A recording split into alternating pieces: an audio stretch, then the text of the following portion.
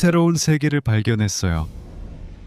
그 세계는 평행하지 않고 우리 세계 안에 있습니다.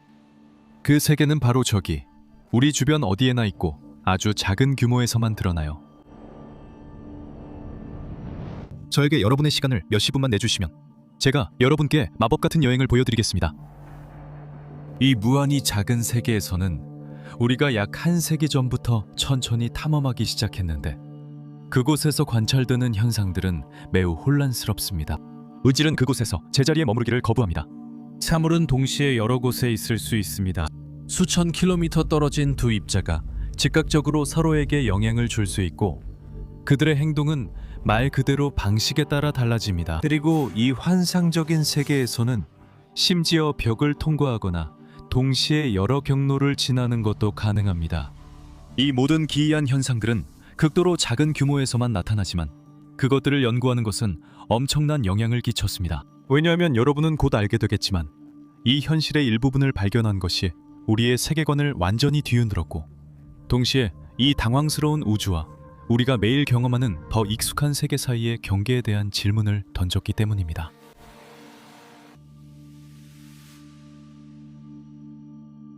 19세기 말까지 모든 물리학자들은 우리가 살아가는 우주는 안정적이고 예측 가능한 법칙들에 의해서만 지배된다고 생각하는 데 동의했습니다.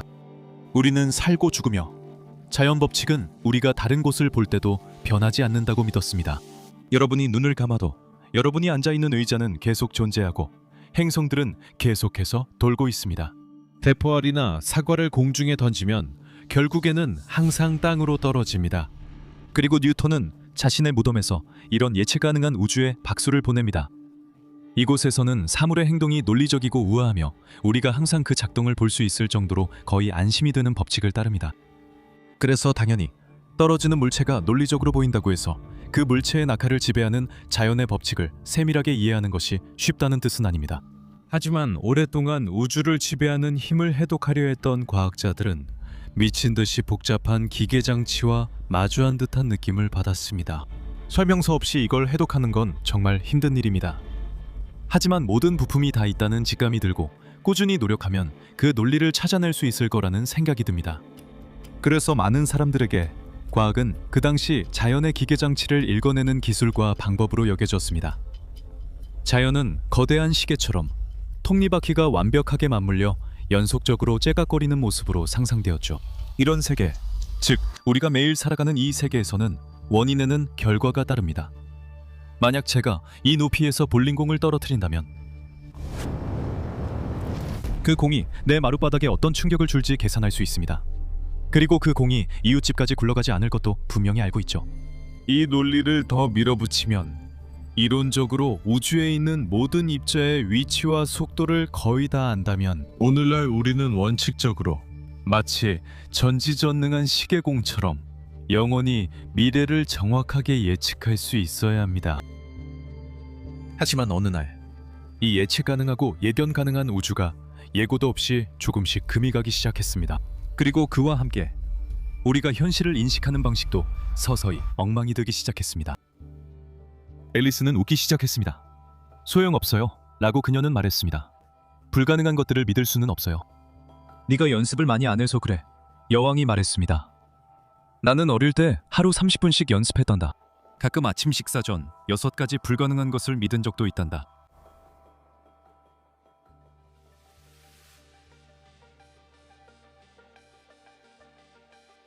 편안했던 일상은 20세기 초 원자, 전자, 광자 등 아주 작은 세계의 물질의 행동에 관심을 갖기 시작하면서부터 진짜로 탈선하기 시작했습니다. 당시 과학자들은 현대 물리학이 곧 모든 것을 정복할 것이라고 확신했습니다. 전기, 자기, 연력학, 화학 등 모든 것이 완벽히 맞아떨어졌습니다. 이제 소수점만 더 정밀하게 다듬으면 자연의 모든 법칙을 다 밝혀낸 셈이었습니다. 이제 곧 끝날 거라고 생각했죠. 거의 다 된 줄 알았습니다.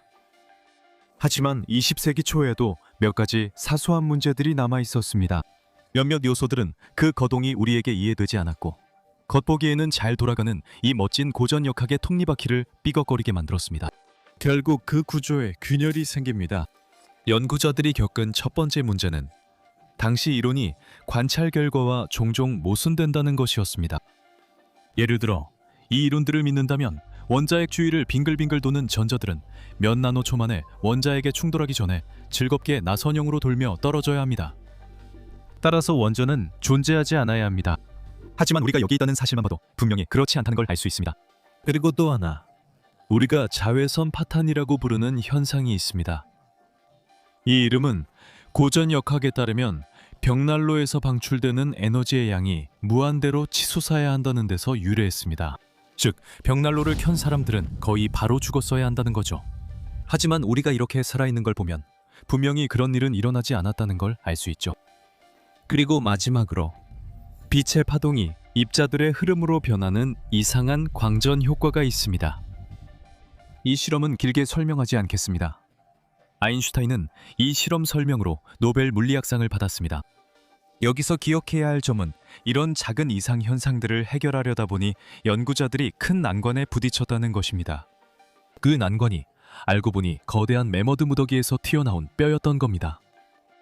왜냐하면 이런 이상 현상들 하나하나가 곧바로 새로운 우주로 통하는 문이 되어버렸기 때문입니다. 지금까지는 우리가 알아차리지 못했던 이 우주를 발견하게 되면서 우리는 경이롭고도 매우 혼란스러운 실험들을 고안해낼 수밖에 없었습니다. 이 실험들은 우리가 현실의 본질을 다시 생각하게 만들 것입니다. 우주야, 마이크 드롭이다. 제가 과장한다고 느끼실 수도 있죠. 그래서 이제 여러분이 직접 판단하시도록 하겠습니다. 자, 이런 겁니다. 여러분께 극소 세계에서 발견한 내용을 큰 틀에서 말씀드리겠습니다. 그리고 여러분은 이런 발견들이 우리가 현실에 대해 알고 있다고 생각했던 것이 완전히 무너졌다고 말할 수 있을 만큼 충분한지 판단하시면 됩니다. 마치 이게 뭐야? 라는 허리케인에 휩쓸린 카드성처럼 말이죠.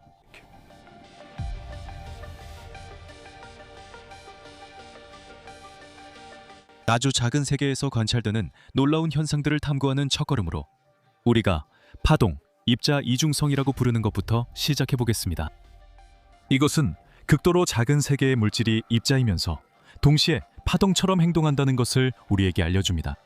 그리고 우리가 무엇을 측정하려고 하느냐에 따라 그 정체성을 선택하는 것처럼 보입니다.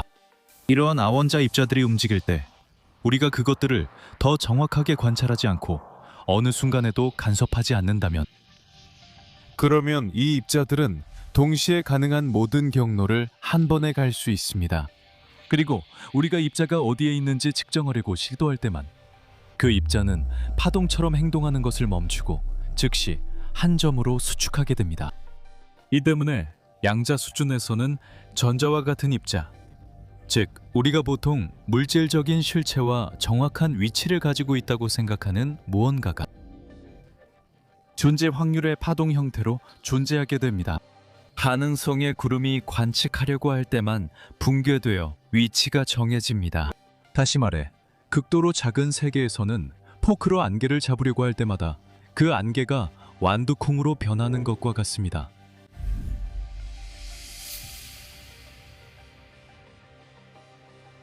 이 공은 한 곳에만 있습니다. 동의하시죠? 하지만 원자 수준, 양자 규모에서는 중처벌리라고 불리는 것 때문에 이런 식의 명백함이 산산조각나고 입자는 동시에 여러 상태가 겹쳐진 파동이 될 수 있습니다. 그래서 전자는 동시에 두 위치에 있을 수 있고 여러 가지 속도와 에너지 상태를 가질 수 있습니다. 그리고 전자를 측정하지 않으면 어디에 있는지 모른다는 뜻이 아닙니다. 전자는 동시에 여러 곳에 있을 수 있다는 뜻입니다. 그리고 우리가 전자의 상태값을 알아내려고 할 때만 전자의 파동함수가 여러 가능성 중에서 하나를 선택하도록 강요하게 되는 것입니다. 측정하는 순간에만 전자가 위치를 결정하게 됩니다.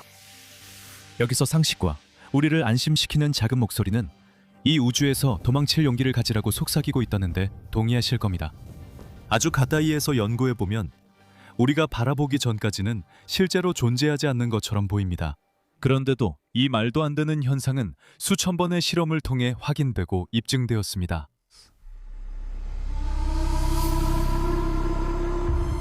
여기에 또 다른 기묘함이 더해집니다. 극도로 작은 세계에서는 입자를 관찰하려고 할 때 그 속도나 우리가 입자를 발견할 위치가 항상 어느 정도는 우연에 의해 결정됩니다. 이 우연은 지식의 부족이나 무지에서 비롯된 결함이 아니라 그 크기에서 현실을 지배하는 규칙의 본질적인 일부입니다. 미시 세계에서 이 우연은 정확한 규칙을 따릅니다. 이 우연은 약간 조작된 주사위처럼 어떤 면은 다른 면보다 훨씬 작고 어떤 결과는 나올 수 없는 확률의 제약을 따릅니다. 그래서 우리는 미시 세계에서는 모든 것이 양자화되어 있다고 말합니다. 파동함수는 특정한 형태나 값만을 가질 수 있습니다. 전자는 오직 몇 가지 구별되고 매우 정확한 에너지 준위만을 가질 수 있습니다. Il y a donc là, autour de nous, 우리 안에는 불연속적인 우주, 계단식으로 값이 변하는 우주가 있습니다. 그곳에서 입자들은 한 파동함수, 한 에너지 준위에서 다른 준위로 갑자기 이동할 수 있을 뿐, 그 사이에는 아무것도 존재하지 않습니다. 여러분의 뇌가 이런 생각을 받아들이지 못하는 게 정상이며 오히려 반대라면 걱정할 일입니다.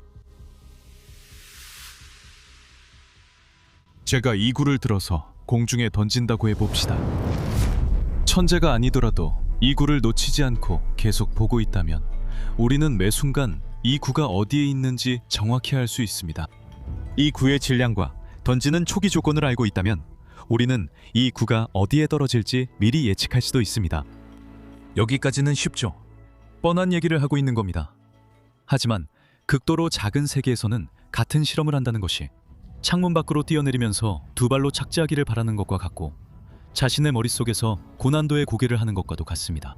왜냐하면 이런 미시적인 세계에서는 입자의 속도와 위치를 동시에 정확하게 아는 것이 문자 그대로 불가능하기 때문입니다. 이 두 값 중 하나를 더할수록 다른 하나에 대한 지식은 줄어듭니다. 다시 말해, 만약 이 구가 양자적이라면 그 위치를 정확히 아는 것은 그것이 어느 방향으로 어떤 속도로 움직이는지 아는 것을 불가능하게 만들 것입니다. 반대로 그 속도의 값을 정확히 알게 되면 위치에 대해서는 알 수 없게 되고 그 구는 매 주변 어디에나 있을 수 있게 됩니다. 하이젠베르크의 불확정성 원리 때문인데, 이 원리는 한 속성에 대한 우리의 지식이 증가할수록 다른 속성에 대한 무지는 그만큼 커진다고 말해줍니다. 양자 세계에서는 어떤 것의 본질을 언제나 완전히 파악할 수는 없습니다. 이로 인해 우리는 항상 약간은 불확실한 상태에 머물 수밖에 없고 한 번에 현실의 한 측면만을 뚜렷하게 볼 수 있습니다. 아직도 더 기이한 것을 원하시나요? 마지막 두 가지를 더 삼키게 되면 여러분은 충분히 만족하실 거라고 안심시켜드릴 수 있습니다.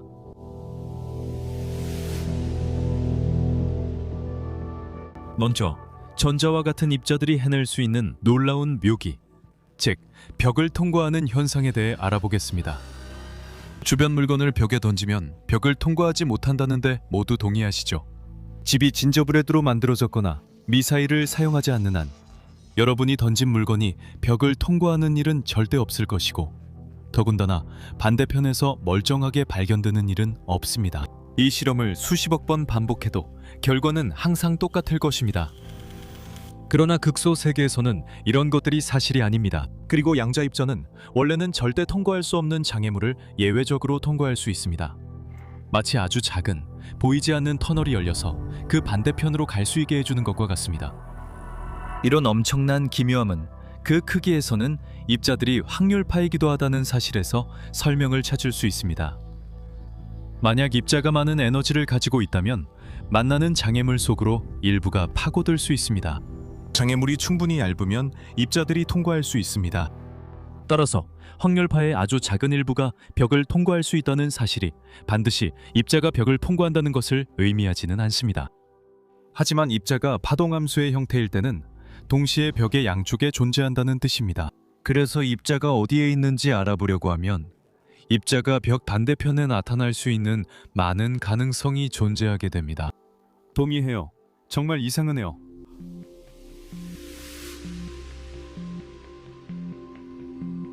그리고 마지막으로 가장 크고 마지막 부분이 있습니다. 만약 여러분이 두 개의 입자, 예를 들어 전자를 가지고 상호작용하게 하면 그 둘을 얽힐 수 있습니다. 즉, 그들에게 일종의 양자 계약을 맺게 해서 공통된 상태를 공유하도록 만드는 것입니다. 어떤 의미에서는 그들이 즉각적인 유대감으로 결속되어 멀리 떨어져 있어도 서로 연결됩니다. 그리고 정말 혼란스러운 점은 이 두 얽힌 입자가 서로 반대 방향으로 보내진다고 해도 수천 킬로미터 떨어져 있어도 즉각적으로 상관관계를 유지한다는 것입니다. 하나를 측정하면 다른 하나도 그것을 알고 즉시 그에 맞게 행동합니다. 몇 순간 후가 아니라 가상의 정보가 두 입자를 연결할 시간이 필요한 것도 아니고 즉각적으로 일어납니다. 이 현상은 두 입자 간 거리에 상관없이 발생합니다.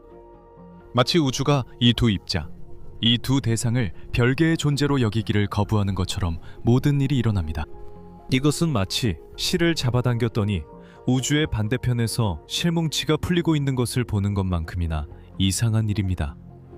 하지만 여기서는 이 두 요소를 연결하는 것이 전혀 없는데도 이들은 즉각적으로 서로에게 영향을 주고 함께 하나의 시스템을 이루고 있습니다. 이 모든 것을 소화할 수 있도록 2초만 시간을 드리겠습니다.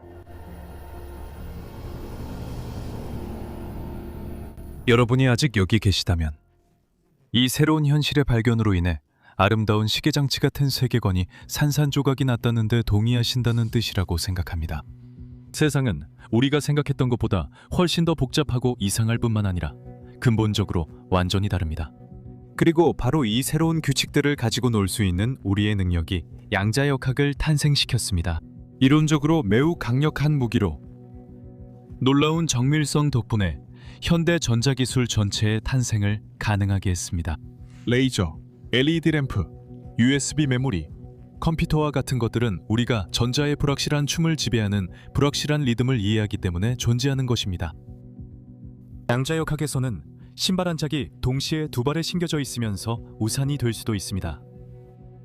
그리고 이 수많은 물건들을 만들 수 있게 해준 이러한 발견들이 아무리 놀랍더라도 동시에 우리의 많은 확신들을 무너뜨리기도 했습니다. 이런 의미에서 이러한 발견들은 우리 작은 두뇌에게는 깨어있는 꿈이자 악몽입니다. 매번 생각할 때마다 이 발견들이 폭탄처럼 느껴지기 때문이죠. 완전히 폭파시켜버렸습니다.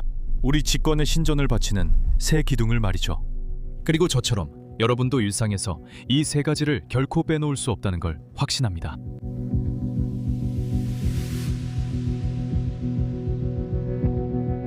이 기둥들 중 첫 번째는 실제론입니다. 간단히 말하면 우리가 보지 않아도 세상은 존재한다는 것이죠. 아무도 신경 쓰지 않아도 태양은 빛나고 냉장고 문을 닫아도 음식은 계속 존재하며 제가 더 이상 쳐다보지 않아도 이 카메라는 바로 그 자리에 계속 있을 겁니다. 솔직히 말해서 일상생활에서는 꽤나 편리한 일이죠. 두 번째 기둥은 결정론입니다. 우리가 살아가는 세상에서는 일어나는 모든 일에 원인이 있습니다. 비록 때로는 그 원인을 찾기 힘들 때도 있지만요. 논리적인 연쇄, 즉 이것이면 저것 같은 인과관계가 있지만 극도로 미시적인 세계에서는 그렇지 않습니다. 한편으로는 측정 결과를 정확하게 예측할 수 없고 오직 그 확률만 알 수 있기 때문이며 또 어떤 경우에는 그 현상에 식별 가능한 원인이 전혀 없기 때문입니다. 제가 이 영상에서 말씀드리는 몇몇 경우에는 실험 결과가 아직 일어나지 않은 사건들에 의해 영향을 받을 수도 있습니다. 마치 제 토스터기가 내일 제가 토스트 만들 걸 미리 아는 것과 같습니다. 양자역학에서는 여러분의 직관이 죽고 확률의 형태로 다시 태어납니다. 그리고 마지막으로 세 번째 기둥은 국소성입니다. 이것은 사물들이 서로 영향을 미치기 위해서는 언젠가 반드시 접촉이 있어야 한다는 것을 의미합니다. 이 접촉이 직접적으로 일어나든 아니면 빛의 광선이나 물체들을 연결하는 라디오파 같은 다른 무언가를 통해 일어나든 상관없습니다. 따라서 여기 있는 어떤 것이 다른 것에 즉각적으로 영향을 줄 수는 없습니다. 신호가 도달하는 데에는 아무리 짧더라도 반드시 시간이 필요하기 때문입니다. 이 세 가지 큰 아이디어, 이 세 가지 큰 기둥은 20세기 초까지 형성되었습니다. 이것이 바로 과학과 상식의 토대입니다. 그리고 나서 양자역학이 등장했고 작은 스케일에서는 이 기둥들이 불안정한 의자로 변한다는 것을 우리에게 보여주며 판을 뒤엎었습니다. 사물을 측정하기 전까지는 명확한 속성이 존재하지 않습니다. 미래는 이미 정해진 것이 아니라 확률의 메뉴입니다. 그리고 입자들이 얽혀 있을 때 한 입자가 다른 입자에 즉각적으로 멀리서 영향을 줄 수 있습니다. 그래서 큰 의문이 생깁니다.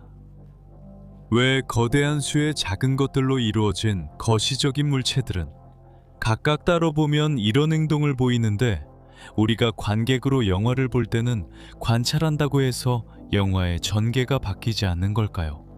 왜 우리들은 우리가 보지 않아도 벽을 통과할 수 없는 걸까요? 그리고 이 기둥들이 어느 수준에서 의자로 바뀌는 걸까요? 겉보기에 정반대인 두 세계가 실제로는 공존하는데 이 둘의 전쟁은 어디서 벌어지고 있을까요?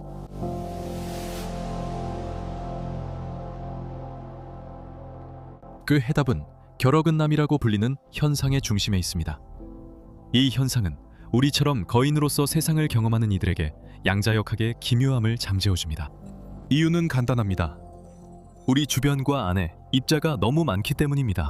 실험실 조건과는 달리 거시적인 세계에서는 아원자 입자들이 끊임없이 서로 상호작용하고 있다는 점을 잘 이해해야 합니다. 전자 하나가 동시에 여러 상태에 존재하려면 아주 중요한 한 가지가 필요합니다. 바로 실험 환경을 통제된 상태로 격리하는 것입니다. 외부의 방해가 전혀 없을 때만 우리가 앞서 언급한 이 기묘하고 덧없는 성질들을 관찰하고 연구할 수 있습니다. 하지만 우리 주변에서 입자들이 움직이는 환경은 상호작용이 너무 많아서 중첩 상태가 유지될 수 없습니다. 그래서 미시적인 입자가 두 가지 상태에 중첩되자마자 그 주변 환경은 힘의 장, 빛의 흐름, 그리고 수많은 다른 입자들로 가득 차 있어서 일종의 양자 접착제처럼 입자에 작용합니다. 그리고 그 입자는 거의 즉각적으로 현실로 끌려와 모든 가능성 중에서 하나를 선택해야만 합니다. 우주가 입자에게 장난을 그만두라고 강요하는 속도는 매우 빠르며 주로 해당 물체의 크기와 그 주변 환경의 물질 및 에너지의 풍부함에 달려 있습니다. 이 현상이 얼마나 순식간에 일어나는지 이해하려면 우리 주변 공기 속 복잡한 분자의 상패 중첩이 10의 마이너스 30제곱초 만에 사라진다는 사실을 생각해 보세요. 같은 분자가 실험실에 거의 완벽한 진공 상태에 있지만 빛이 있는 경우에는 그 상태를 10의 마이너스 13제곱초 동안 유지할 수 있습니다. 그리고 우리가 생각하기에 은하 사이의 진공 상태, 즉 사실상 아무런 물질이나 빛도 존재하지 않는 곳에서는 같은 분자가 이론적으로는 파장의 결어근남 시간이 수만 년에 이를 것이라고 합니다. 사실 절대적으로 모든 물체, 심지어 여러분과 저 같은 거시적인 물체들조차도 파장을 가지고 있습니다. 하지만 해당 물체가 더 질량이 클수록 그 파장은 더 짧아집니다. 인간의 질량 정도 되는 물체의 경우 이 파장은 전자의 파장보다 수십조, 조배나 더 짧습니다. 이렇게 말해서 죄송하지만 우리는 양자적으로 거동하기에는 너무 큽니다. 우리는 벽돌담과 똑같은 파동적 특성을 가지고 있습니다. 현재 실험실에서 그리고 극도로 잘 통제된 조건에서 우리는 고전적 행동과 양자적 행동을 보이는 세 개의 경계를 최대한 밀어내는 데 성공했습니다. 분자, 심지어 거의 2000개의 원자로 이루어진 유기 분자들을 중첩 상태에 놓는 데까지 이르렀습니다. 여러분은 약 10의 27제곱개의 원자를 가지고 있기 때문에 벽을 통과하게 될 일은 없을 겁니다.